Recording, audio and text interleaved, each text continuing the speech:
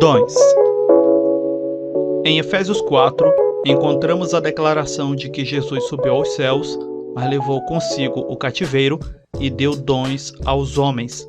Não é à toa que no mesmo capítulo, nos versos 11 e 12, lemos: E ele mesmo deu uns para apóstolos, outros para profetas, e outros para evangelistas, e outros para pastores e doutores, querendo aperfeiçoamento dos santos, para a obra do ministério, para a edificação do corpo de Cristo.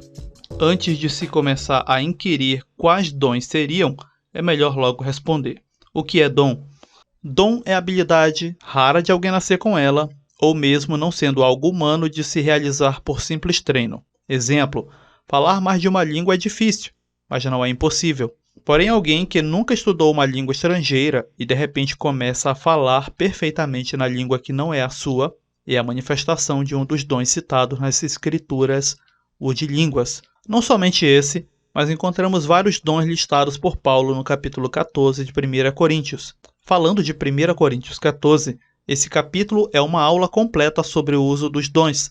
Paulo deixa claro que tais habilidades são para a edificação do corpo de Cristo, a igreja. Nenhuma dessas manifestações são para dar palanque ao usuário do dom, mostrando o quanto ele é homem de Deus. A exemplo desse princípio, vamos encontrar Paulo nesse capítulo dizendo que é para se procurar os dons no sentido de exercício, principalmente os de profecia, pois é o que mais edifica a igreja, diferente do de línguas, que quando não há intérprete, ele não edifica a ninguém além daquele que fala. Vale aqui uma prévia do minicast que ainda virá sobre profecia, que não é dar spoilers, adivinhar o futuro, como é de entendimento comum. O profeta não era um simples adivinho na antiga aliança. Antes ele era aquele que trazia alertas, encorajamento do Senhor, confirmação ou não sobre determinadas situações que envolviam o povo ou uma pessoa em posição estratégica na nação, como os reis. Ainda dentro da instrução de Paulo sobre o uso do dom de línguas, ele diz no verso 13 do capítulo 14, pelo que o que fala em outra língua deve orar para que a possa interpretar. Ou seja, é de responsabilidade daquele que manifesta o dom de línguas procurar interpretar o que fala, pois reforço o lema: todo dom é manifestado para que a igreja seja edificada. Deixar alguém falando em uma língua que ninguém entende na igreja, sem interpretação, achando que assim vai aquecer mais a reunião, não é aconselhável, como diz Paulo no verso 23. Se a igreja se reunir, estando irmãos falando em línguas estranhas que ninguém entende e comparecendo na reunião pessoas não crentes, não acharão elas que tais irmãos estão loucos? E não, aqui não cabe usar o versículo 18 de 1 Coríntios capítulo 1 de que é normal o descrente achar isso loucura. Não é sobre isso que fala o verso 18. Ele diz: certamente a palavra da cruz é loucura para os que se perdem, mas para nós que somos salvos, poder de Deus. O verso está falando da centralidade da mensagem que pregamos e que parece estranho para aqueles que não creem, a necessidade do sacrifício de Cristo. Não está falando sobre pessoas girando e rodando enquanto falam línguas desconhecidas que, como diz Paulo, sem interpretação, não edificam a ninguém que ouve. Inclusive, Paulo pede para que os irmãos sejam maduros antes do versículo 23 do capítulo 14 de 1 Coríntios, entendendo que promover livre manifestação de dons sem necessidade, como é o caso de falar línguas aleatoriamente, é sinal de imaturidade. Parece óbvio, mas é bom ressaltar que os dons listados, sejam no capítulo 14 ou em outra passagem, não envolvem fazer coisas quase cinematográficas. Digo isso porque temos pessoas que em atitudes loucas procuram fazer os chamados atos de fé para mostrar o quanto Deus os usa. Não exagero ao dizer que já ouvi e até vi quem tentou chamar fogo do céu literalmente para queimar alguém desagradável ou mesmo testou andar sobre as águas. Esses episódios nas Escrituras ocorreram por um motivo e tiveram seu tempo e lugar, ligado a elementos presentes no momento, e não há garantia de que você poderá repeti-los, pois qualquer ideia de que Deus precisa mostrar para esse mundo o seu poder, como ocorreram nesses episódios, é simples sinal de presunção humana, de quem gosta de ver espetáculos acontecendo. Deus não é dono de circo, e nem você é seu cabaretier, aquele apresentador que anuncia os espetáculos no picadeiro. Veja que os dons citados por Paulo são habilidades humanas que podem até serem adquiridas por treino, porém não são fáceis e nem todos têm aptidão para tal. Daí o porquê o Senhor as manifesta sobrenaturalmente. Pelo menos os listados no capítulo 12 de 1 Coríntios são palavra da sabedoria, palavra do conhecimento, fé, curar, operar milagres, profecia, discernimento de espíritos, variedade de línguas e interpretação de línguas. Alguns consideram, então, não 9, mas apenas 7, já que dizem ser palavra de sabedoria e palavra de conhecimento um único, o que discordo, já que Paulo claramente cita-os distintamente. É bom notar que Paulo não descreve o que faz cada dom, com exceção do dom de línguas, interpretação de línguas e o de profecia, que brevemente ele explica sua importância, pois no contexto da carta, os irmãos ali já exerciam esses dons e por isso não encontramos a descrição dos demais. Lembre-se, irmão, apenas usamos das cartas como livros sagrados para entender como foram certas situações lidadas na igreja e como os apóstolos ensinaram determinadas coisas.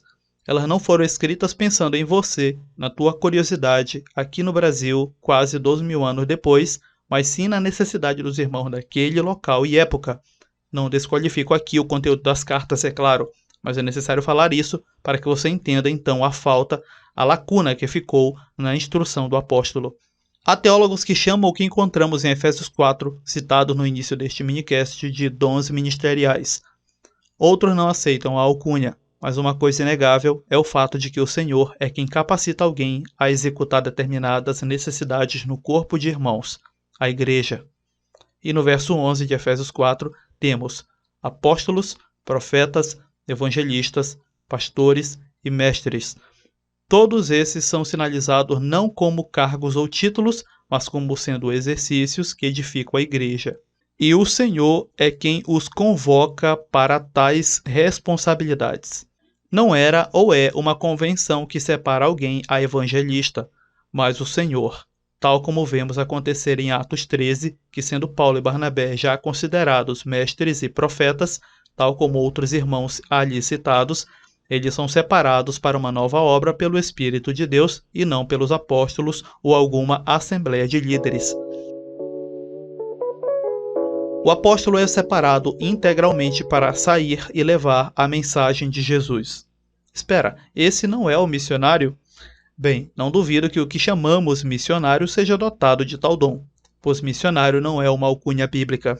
Profetas na nova aliança não são como na antiga, pois sua função não é de predizer o futuro como os chamados irmãos da revelação dizem, mas sim de trazerem alertas, consolação e palavra de edificação à igreja. Evangelistas são os que detêm a capacidade de falar sobre o evangelho, anunciando o bem àqueles que desejam ouvir. Sei que se confunde com o apóstolo, mas lembre-se, a característica de um apostolado é o desprendimento para ir onde for preciso e anunciar o evangelho. Já o evangelista anuncia bem sem necessariamente sair de seu local de vivência. Pastores são os que ajudam a guiar os irmãos que precisam. São em alguns momentos então chamados de guias.